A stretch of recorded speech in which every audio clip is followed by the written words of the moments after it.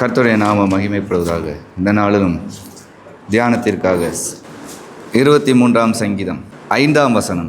என் சத்துருக்களுக்கு முன்பாக நீர் எனக்கு ஒரு பந்தியை ஆயத்தப்படுத்தி என் தலையை எண்ணெயால் அபிஷேகம் பண்ணுகிறீர். என் பாத்திரம் நிரம்பி வழிகிறது. சத்துருக்களுக்கு முன்பாக தேவன் உங்களுடைய தலையை எண்ணெயால் அபிஷேகம் பண்ணுகிறது.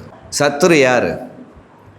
தேவனோடு நெருங்க விடாமல் தடுக்கிற ஒரே ஒரு சத்துரு உங்களுடைய மனதுக்குள்ளே போராடுகிற எண்ணங்கள் தான்.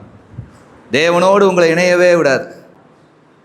சரியில்லாமல் இருக்கிற காரியங்களை கொண்டு வருகிறது தான் அந்த சத்துருவின் எண்ணங்கள். அந்த எண்ணங்களை நீங்கள் முறியடிக்கும்படியாய் தேவனுக்கு பிரியமான ஒரு வாழ்க்கை வாழ ஒப்பு கொடுக்கணும். அது இல்லாத வரைக்கும் சத்துரு போராடிக்கிட்டே தான் இருப்பான். உங்களுடைய முன்னாள் அனுபவங்களை பாருங்கள். இயேசு கிறிஸ்துவை அறியாத காலத்தில் மனம் போன போக்கில் நீங்கள் வாழ்ந்து கொண்டு இருப்பீங்க. உங்களுடைய உள்ளத்திலே இயேசு கிறிஸ்து ஒருவர் இருக்கிறார் என்று நீங்கள் அறிகிற காலத்தில் உங்களுடைய எல்லாவித செயல்களையும் நினச்சி வெட்கமாகவும், ஐயோ தேவனுக்கு பிரியமில்லாமல் நான் இப்படிலாம் வாழ்ந்து விட்டோமேங்கிற பயமும் நடுக்கமும் நிறைந்ததாய் மாறும். ஆண்டவர் அப்படிப்பட்ட சத்துருக்களுக்கு முன்பாக இதே சரீரத்தில் இருக்கிற உங்களை சத்துருக்களுக்கு முன்பாக உங்களுடைய தலையை எண்ணெயால் அபிஷேகம் செய்கிற கர்த்தர். அது மாத்திரமல்ல, அதை அவர் பண்ணியிருக்கிறார் அப்படின்னா அது என்ன ஆகணும்? நிரம்பி வழிந்து ஓடணும். இன்னைக்கு அந்த ஒரு காரியத்தை தான் சிந்திக்க போகிறோம். என் பாத்திரம் நிரம்பி வழிகிறது. இன்னைக்கு நிரம்பி வழிகிறதா அந்த பாத்திரம்?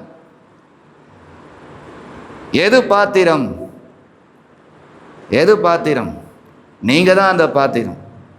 பாத்திரமாக்க இம்மாத்திரம் கருணை வைத்த நேத்திரனை யூத கோத்திரனை நாமும் ஸ்தோத்திரம் செய்வோமேங்கிற பாடல். இயேசு கிறிஸ்துவின் வழியாய் உங்களை பாத்திரமாக்க, பரலோகத்திற்கு உரியவர்களாய் பாத்திரமாக்க பிதாவாகிய தேவன் சித்தம் கொண்டார், திட்டம் வைத்தார். அதன்படி உங்களை பாத்திரம் ஆக்கியிருக்கிறார். அப்படின்னா உங்கள் பாத்திரம் இப்பொழுது என்னாகணும்? நிரம்பி வழியணும். எதில் நிரம்பி வழியணும்? கர்த்தரை துதிப்பதில், ஸ்தோத்தரிப்பதில், எல்லாவற்றிலும் உங்கள் பாத்திரம் நிரம்பி வழிய வேண்டும். இன்றளவும் கிறிஸ்துவுக்குள்ளே நெருங்கி ஜீவிக்கிற எத்தனையோ பேர் இருப்பாங்க. எல்லா ஆராதனையும் ஏறெடுப்பாங்க. ஆனால் அவங்க பாத்திரம் நிரம்பி வழிகிறதா? அப்படின்னா இருக்காது. போராடி கொண்டே இருக்கும். தேவனோடு நெருங்க விடாது. தேவனோடு நெருங்கணுமானால் பாவ அறிக்கை அவசியம். நீங்கள் என்னென்ன செஞ்சீங்க ஆண்டவர்கிட்ட அறிக்கையிடணும். அந்த ரங்கத்தில் இருக்கிற பிதாவை நோக்கி இயேசு நாமத்தினாலே அறிக்கையிட்டு மனம் திரும்பணும். ஆனால் அறிக்கையிடும் போது ஒரு எண்ணம் வந்துடும், நான் மட்டுமா செஞ்சேன், இவங்கெல்லாம் சேர்ந்து என்னை இப்படி பண்ணாங்கல்ல, இவங்கெல்லாம் சேர்ந்து ஆலோசனை சொன்னா இப்படி மாறிட்டேன் அப்படி மாறிட்டேன். ஒன்றும் இல்லை. கிணத்துல குதிங்கன்னு சொன்னால் குதிச்சிருவீங்களா நீங்கள்? அது உனக்கு செய்ய மனசு இருக்காதுல்ல. பாவம் நீ விருப்பப்பட்டு தானே செய்கிற. இவங்க எடுத்தான் அவங்க எடுத்தான். உன்னை கெடுக்க உலகத்தில் யாருமே கிடையாது, உன்னை தவிர. உன்னை தவிர வேற ஒருவனும் கிடையாது. சத்துருக்கள்னு ஒன்று இன்னைக்கு யார் யாரையோ நினைப்பாங்க. என் சத்துருக்களுக்கு முன்பாக என் தலையை எண்ணெயால் அபிஷேகம் பண்ணுகிற கர்த்தர், என் பாத்திரம் நிரம்பி வழிகிறது அப்படின்னு போராடுவாங்க. என்ன, எதில் போராடுறீங்க? யார் சத்துரு? எதில் இருக்கிறவன் எல்லாருமே சத்துரு. சத்துருனா அதில் முதல் சத்துரு நீங்கள் தானே. சொல்லுவாங்க, ஒரு கையை நீட்டி நீ இப்படி குற்றப்படுத்துகிற, மித்த எல்லா விரலும் என்ன ஆகுது? உன்னை தான் குற்றப்படுத்துது. ஒரு விரலை நீட்டி நீ குற்றப்படுத்துகிற, மற்ற எல்லா விரல்களும் உன்னை தான் குற்றப்படுத்துது. தேவன் குற்றப்படுத்துவதற்காக தெரிந்தெடுக்கலையே. உங்களுக்கு எல்லாரும் சத்துருவா தெரியுறாங்க. கணவன் சத்துரு, மனைவி சத்துரு, பிள்ளைகள் சத்துரு, எல்லாரும் சத்துரு. சத்துரு என்பது எண்ணங்கள் தான். அந்த தீய எண்ணங்கள் உங்களுக்குள்ள முறியடிக்கப்படும்படியாய் பரிசுத்த ஆவியின் பலனை தேவன் தந்திருக்கிறாரு, உண்மையாக தந்திருக்கிறார். அந்த எண்ணத்திலே மூழ்கணும், ஜெபத்தில் மூழ்கணும், வேத வாசிப்பில் மூழ்கணும், சபை கூடி வருதிலே தேவனுடைய வார்த்தையிலே மூழ்கணும், ஆராதனையிலே தேவனோடு மூழ்கணும், அந்நிய கிரியைகள் இயேசுவின் நாமத்தினாலே சுட்டரிக்கப்படணும். இன்னும் வீட்டுக்கு செல்லும் போது அதிகமான துதிகளும் ஸ்தோத்திரங்களும் ஏற்கணும். அந்த பாத்திரம் நீங்க தான். அதில் நிரம்பி வழிகிறது தேவ ஆவியின் பலத்தினால். நீங்கள் ஏறெடுக்கிற ஜெபம், ஸ்தோத்திரம், துதிபலி, நன்றி பலி, ஆராதனை, இருதயம் சந்தோஷமா இருக்கும். இன்ப நாள் என் பாவம் ஆண்டவர் தீர்த்த நாள் என்று பயங்கரமான சந்தோஷப்படும். அப்படிப்பட்ட நாள் தாங்க பாத்திரம் நிரம்பி வழிகிறதுனா அர்த்தம். துதியும் கிடையாது, ஜெபமும் கிடையாது, எதுவுமே கிடையாது. எப்போ பார்த்தாலும் சண்டை, பெரிய என்னமோ நம்ம தான் எனத்தையும் உலகத்தை சாய்ச்ச மாதிரி அப்படியே சோம்பேறித்தனம், சோர்வுத்தனம், என்ன எல்லாரும் டிஸ்கரேஜ் பண்ணுறாங்க. ஆயத்தம் இல்லாத ஆராதனையே இல்லையா? நீ எவ்வளவு ஆயத்தத்தோட வரியோ அவ்வளோ ஆயத்தமாக அவர் இறங்குவார். நிரம்பி வழியணும். அருமையான பாடல் ஒன்று இருக்கும், வெறுமையான பாத்திரம் நான், வெறுத்து தள்ளாமல் நிரம்பி வழியும் பாத்திரமாய் என்னை வணைந்து கொள்ளுமே. நிரம்பி வழிகிறது என்ன? அந்த பாட்டில் அர்த்தம் இருக்குது. வேதத்தில் காணும் பாத்திரம் எல்லாம் இயேசுவை போற்றுகிறது, என்னையும் அவ்வித பாத்திரமாய் மாற்றும். நானும் என் இயேசு ராஜாவை போற்றி பாடணும், என்னை மீட்க வந்த இரட்சகரை நான் உயர்த்தி மகிழணும், என் சொல்லாலும் செயலாலும் என் இயேசு மகிமைப்படணும் என்று இருப்பது தாங்க பாத்திரம் நிரம்பி வழியை ஒப்பு கொடுக்குறீங்கன்னு அர்த்தம். இந்த வசனத்தின் அர்த்தங்கள் புதிய ஏற்பாட்டில் நிறையா நடந்திருக்குது.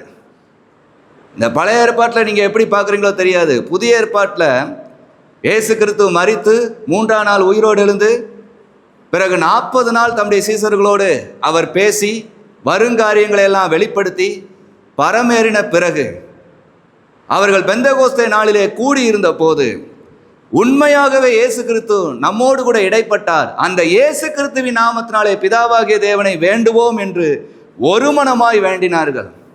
ஒரு பாடல் இருக்கும், தேவா பிரசனம் தாருமே, தேடி உம் பாதம் பணிகிறேன், 120 பேர் நடுவிலே வந்திறங்கின தேவ ஆவியானவரேன்னு. 120 பேர் தான் அங்கே கூடியிருந்தாங்க. இன்றைக்கு அவர்களை வைத்து தேவன் உலகத்திலே இத்தனை ஆத்துமாக்களை ரட்சித்திருக்கிறார். திருச்சபைகள் உருவாகியிருக்கிறது. ஆண்டவருக்கு எல்லா அற்ப காரியங்க அவங்க கூடின விதம் அந்த அளவுக்கு இருந்தது. அது உண்மையாக இருந்தது, ஒரு மனமாக இருந்தது. இயேசு கிறிஸ்துவின் நாமமே அல்லாமல் பூமியிலே ரட்சிப்பு இல்லை என்கிற ஒரு காரியத்தில் அவர்கள் கூடி இயேசுவின் நாமத்தை மகிமைப்படுத்த தான் நம்ம கூடியிருக்கோம். நம்ம எல்லா விதத்திலும் இயேசு கிறிஸ்துவின் நாமத்தை நாம் மகிமைப்படுத்தி ஆக வேண்டும் என்று முழு மூச்சோடு அவர்கள் ஜெபிக்கும் போது அங்கு பரிசுத்த ஆவியானவர் வந்து இறங்கினார். அவர்கள் தேவனுடைய நாமத்தை மகிமைப்படுத்தும்படியான அந்த ஆவியின் பலத்திலே அடுத்து அவர்களுடைய பேச்சு மாறிச்சு, செயல் மாறிச்சு, அவங்களுடைய நோக்கம் மாறிச்சு. இந்த உலகத்தின் திட்டங்கள் எதுவும் இயேசு கிறிஸ்துவின் அன்பை அடக்கி வைக்க முடியவே இல்லை. அவர்கள் இயேசுவின் அன்பை உலகத்திற்கு வெளிப்படுத்தினார்கள். அதனால தான் இன்று நீங்களும் நானும் இன்னைக்கு இப்படி உட்காந்துருக்கோம். இன்று உங்கள் வீட்டில் யார் இயேசுவின் அன்பை வெளிப்படுத்துறீங்க? உங்கள் பிள்ளைங்க உங்கள் சொல்ல கேட்டு நடக்கணும். நீங்கள் ஆண்டோடைய வார்த்தையை சொன்னால் கேட்டு நடக்கிறீங்களா? எத்தனை அதிகாரம் படிக்கிறீங்க? வருஷத்தில் பைபிள் படித்து முடிச்சிட்டேங்காங்க. ஒரு வருஷத்தில் நான் பைபிள் படித்து முடிச்சிடுவேன், அடுத்த வருஷம் புதுசாக படிப்பேன்னு எல்லாமே சொல்கிறாங்க. எதில் நடக்கிறோம்? நீங்கள் நடக்க ஆரம்பித்தா உங்கள் பிள்ளைகள் நடக்க ஆரம்பிக்கும். நீங்கள் கீழ்ப்படிந்தால் உங்கள் பிள்ளைகளை கர்த்தர் தானே கீழ்ப்படுத்துவார். அந்த சீசர்கள் அப்படி ஒரு ஜெபத்தை ஏறெடுக்கும் போது நிரம்பினது பாருங்க. அப்போஸ்தலர் 2ஆம் அதிகாரம், அப்போஸ்தலர் 2ஆம் அதிகாரம் 1-2 வசனம். வீடு முழுவதையும் நிரப்பிற்று. பெந்தேகோஸ்தே என்னும் நாள் வந்தபோது அவர்கள் எல்லாரும் ஒருமனப்பட்டு ஓரிடத்திலே வந்திருந்தார்கள். அப்பொழுது பலத்த காற்று அடிக்கிற முழக்கம் போல வானத்திலிருந்து சடுதியாய் ஒரு முழக்கம் உண்டாகி அவர்கள் உட்கார்ந்திருந்த வீடு முழுவதையும் நிரப்பிற்று. பாத்திரம் நிரம்பி வழிகிறது. அந்த பாத்திரம் நிரம்பி வழிகிறதுனால தான் எல்லாரும் பார்க்குறாங்க. அந்த இடம் அசைந்ததை, அந்த காற்று வீசினது சுற்றி இருக்கிற எல்லாத்துக்குமே தெரிஞ்சது. இவர்கள் இருக்கிற இடத்தை நோக்கி எல்லாரும் வந்துட்டாங்க. என்ன இது, இங்கே என்ன நடக்குது அப்படி எல்லாருக்கும் பேதுரு விளக்கங்களை கொடுத்தார். இன்று நீங்கள் இத்தனை ஆராதனை பண்ணுகிறீங்க, என்ன நடக்குது? சண்டை நடக்குதுன்னு 4 பேர் வந்து வேடிக்கை பார்த்து உங்களுக்கு கணவன் மனைவி சண்டை போடாங்கப்பா, பிள்ளை என்னப்பா இப்படி வச்சுருக்கேன்னு சொல்கிறதுக்கு தானே வராங்க. இவங்க அமைதியாக ஆரம்பித்த ஜெபந்தான். ஜெபம் அமைதியாக தான் பண்ணாங்க. ஆனால் உண்மையாகவே காற்று வீசினது. பெரிய சத்தம் போட்டு இவங்க ஆராதிக்கலை, பெரிய இடி முழக்கம் உண்டானது. கூடி இருந்த இடம் என்னானது? அசைந்தது. ஆனால் எந்த ஒரு பிரச்சனையும் இல்லை. இருக்கிறவர்களை அசைய பண்ணினது. அந்த கூட்டத்தை விட்டு வெளியில் இருக்கிறவர்களை ஒரு அசைவு உண்டாக்குச்சு. அதுதான் பாத்திரம் நிரம்பி வழிகிறது என்று அர்த்தம். ஆண்டவருக்குள்ள வந்துட்டு ஆவியில் நிறைஞ்சிட்ட, அந்நிய பாசையில் நிறைஞ்சிட்டோன்னு இவங்களும் நிறைஞ்சிட்டாங்கன்னு போயிடுவாங்க. எதில் நிறைஞ்ச? நீ நிறைஞ்ச உன் வீட்டில் ஒரு வித்தியாசம் இருக்கும்.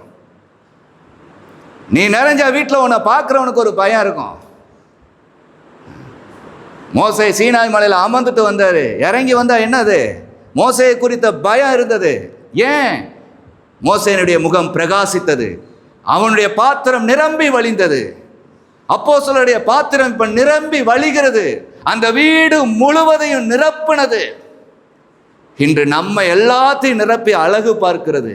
தேவனுக்குள்ளாக ஒருவன் நிரப்பப்பட்டால், அவன் பாத்திரம் இந்த அளவுக்கு நிரப்பப்பட்டால், அதற்கு பேர் தாங்க நிரப்புதல். சும்மா வந்துக்கிட்டு சோத்திரம் பண்ணுறேன் ஜெபம் பண்ணுறேன்னு சொல்கிறதுக்கு தானே கூட்டத்துக்கு வர. தனிமையில் ஜெபிக்கிறியா? ஜெப கூட்டத்துக்கு வந்தாலே ஒரு பலன் இருக்கும், உண்மைதான். அந்த ஒரு மனம் கிடைச்சிரும், நல்லதுதான். ஆனால் தனிமேல தேவனோடு உங்களுக்கு நேரம் இருக்குமானால் அதில் தான் வல்லமை கிடைக்கும். அதுதான் அசைய பண்ணும்.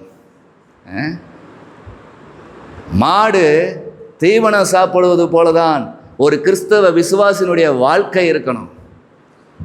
மாடு தீவனம் சாப்பிடும். எல்லா விலங்குகளை போல அது என்னாகாது, சாப்பிட்ட உடனே முழுகிட்டு சீரணிச்சின்னு சொல்லிட்டு விடாது. நல்லா வைக்கோர் சாப்பிட்டுக்கிட்டு இருக்கோம். வைக்கோர் புள்ள நல்லா சாப்பிட்டுட்டு எத்தனை மணி நேரமோ அது என்ன பண்ணும்? அசை போட்டு கொண்டே இருக்கும். அவரை தியானித்து கொண்டே இருக்கிறது. ஒரு மனிதன் தேவனுடைய வார்த்தையை கேட்டு சபைக்குள்ளே வந்து ஜெபம் பண்ணி முடிச்சா பிறகு அவன் போகிற வழிகளிலே அதை அசை போட்டு கொண்டே இருக்கும்போது அவன் வாழ்க்கையில் ஒரு அனல் மூலம் அந்த அனலை உலகம் பார்க்கும். நினச்சி பாருங்க ஆண்டவருடைய அன்பை. 120 பேர் தான் கூடினாங்க. அவ்வளோ பெரிய எழுப்புதல் உண்டானது உலகம் எங்கும். இன்றைக்கு திருச்சபைகள் எல்லாம் கூடுது, ஆராதனையெல்லாம் நல்லா தான் நடக்குது, வல்லமையா. யாரும் அசை போடுகிறது இல்லை, யாரும் போய் அதை தியானிப்பது இல்லை. அப்படியே எங்கள் கடமை முடிஞ்சிச்சு, சர்ச்சுக்கு போக வேண்டியது எங்களுடைய கடமை, போயிட்டோம், அவ்வளோதான். அதை தியானிக்கிறதுக்கோ சிந்திக்கிறதுக்கோ இன்னைக்கு எங்கே நம்முடைய தேவனுடைய வல்லமையை பார்த்தோம்? எந்த இடத்துல ஆண்டவர் நம்மளை தொட்டாரு? எங்கே நமக்கு பயம் வந்துச்சு, கர்த்தருக்கு பயப்படுகிற பயம் அப்படின்னு எதையுமே பார்க்கறது கிடையாது. இயேசு கிறிஸ்து 40 நாள் சீசர்களோடு உறவாடி பரமேறினார். 500 பேருக்கும் மேற்பட்டவர்களுக்கு தரிசனமானார் என்று கொரிந்தியர் நிருபத்தில் எழுதவும் பட்டிருக்குது. ஆனால் ஒரு பாட்டில் நம்ம படிக்கும்போது 120 பேர் கூடியிருந்த அந்த இடத்துல நீர் வந்திருந்தான் எழுதப்பட்டிருக்குது. அப்போ இந்த பெந்தேகோஸ்தே நாளில் ஒரு மனமாக கூடினவங்க 120 பேர் தான். அவர்களை அசைத்தார்ல. சொல்லுவாங்க, என் குடும்பம் ரசிக்கப்படல, குடும்பம் ரசிக்கப்படல. உன் பாத்திரம் நிரம்பி வழியுதுன்னா உன் குணம் மாறணுமே, உனக்கு கள்ளங்கபடற்ற உள்ளம் வரணுமே, அது வீட்டில் பார்க்குறவங்களுக்கு ஒரு நடுக்கத்தை கொடுக்கணுமே. இதுதான் நடுக்கம். பாத்திரம் நிரம்பி வழியை ஒப்புக்கொடு. கூடி இருந்த இடம் அசைந்தது, அந்த இடம் முழுவதும் நிரம்பினது. இது ஒரே நாளில் மட்டும் நடக்கலை. அடுத்தும் இவர்கள் இயேசுவின் அன்பை அவ்வளவா உலகத்திற்கு தெரிவித்து அவர்கள் இருக்கும்போது சில நெருக்கடிகளும் வந்தது. அந்த நெருக்கடிகளையும் தாண்டி மீண்டும் அதே ஜெபத்தை ஏறெடுத்தார்கள். அப்போஸ்தலர் 4ஆம் அதிகாரம் 31ஆம் வசனம். அவர்கள் ஜெபம் பண்ணின போது அவர்கள் கூடி இருந்த இடம் அசைந்தது. அவர்கள் எல்லாரும் பரிசுத்த ஆவியினால் நிரப்பப்பட்டு தேவ வசனத்தை தைரியமாய் சொன்னார்கள். இது அனுதினமும் வாழ்க்கையில் நடக்க வேண்டிய ஒன்று. ஒரு நாள் 2 நாளில் முடிந்துட்டு போகக்கூடாது. அவருடைய கிருபை காலைதோறும் புதியது. உங்களுக்கென்று அவர் ஒரு புது கிருபையை அந்த நாளில் தருகிறார்.